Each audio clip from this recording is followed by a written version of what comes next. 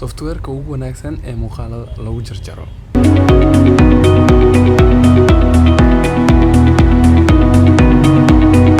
Dadka isku mid ma ahan, dadka qaar sida ay u duween ay soo dhigaan, halka kuwa qaar ay soo habeeyaan muuqaalka haddii ahleed qoraallo iyo fiidiyowga inay kalar u yeelaan.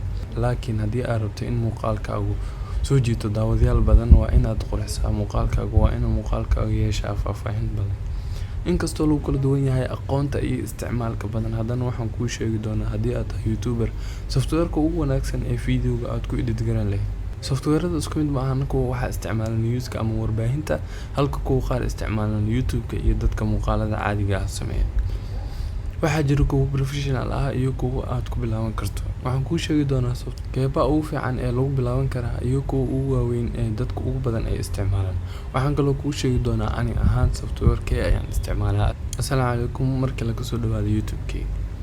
Haddii qorshahaagu yahay inaad soo saarto muuqaallo qurux badan oo soo jiidasho leh, waxaan kuu sheegi doonaa 3 software. Number 1, haddii aad tahay qof bilow ah oo aan aqoon badan u lahayn video editing-ka, Wondershare Filmora ayaa ah software-ka ugu wanaagsan ee aad ku bilaaban karto oo ku gaari karto darajada kale.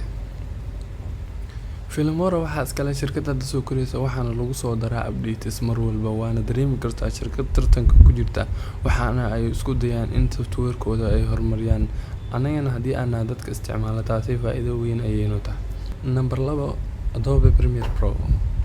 Adobe Premiere Pro runtii waa barnaamijka hadda ugu heesta caalamka, inkastoo dadka qaar oo anigu ku jiro aysan isticmaalin, haddana waa professional. Waxa uuna leeyahay features aad u wanaagsan haddii ahaan lahayd YouTuberska iyo warbaahinta intaba. Premiere haddii aad isticmaasho waqti xaadirkan, ha iska daynin joogta isticmaalka, waxaadna ku fahmi doontaa waxyaalo badan. Number 3, Final Cut Pro X. waa barnaamijka aan isleeyahay aad ayuu u anfacayaa dadka YouTube-ka isticmaala, maxaa yeelay waxa uu leeyahay libraries badan oo templates ah oo khaas u ah YouTube-ka. Laakiin ogow, software kuma shaqeeyo Windows kaliya, Apple ayuu khaas u yahay. Shirkadda Apple ayaana horumarisay, waxaana loogu talagalay in dadka ay soo gacan Apple computers. Okay, haddii aan soo gudbo topic aan rabay inaan ka hadlo, runtii haddii aad tahay qof YouTuber ah, waxaan ani ahaan kula talin lahaa inaad isticmaasho Final Cut Pro. Haddii aadan awoodin, Premiere ayaa ah mid kale. Sababta aan kugula talinaya ayaa waxa ay tahay, aniga ayaaba isticmaala Final Cut Pro, waxaana u isticmaalaa shaqadeeda iyo YouTube-ka.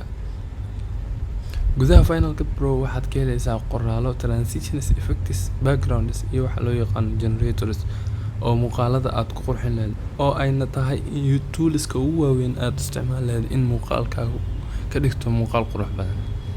Marka uma baahnid inaad isku isticmaasho barnaamijyo badan, halkaas ayaana kugu filnaan doona. Waad ku mahadsantahay daawashada muuqaalkan. Fadlan like sar si aan u ogaado muuqaalkan inaad ka hesheen muuqaalada noocan oo kale ah. Asxaabtaada u share gareeyo. Assalaamu calaykum waraxmatullaahi wabarakaatuh.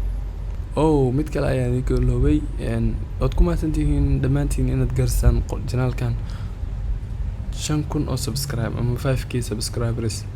aad iyo aad. Bye bye.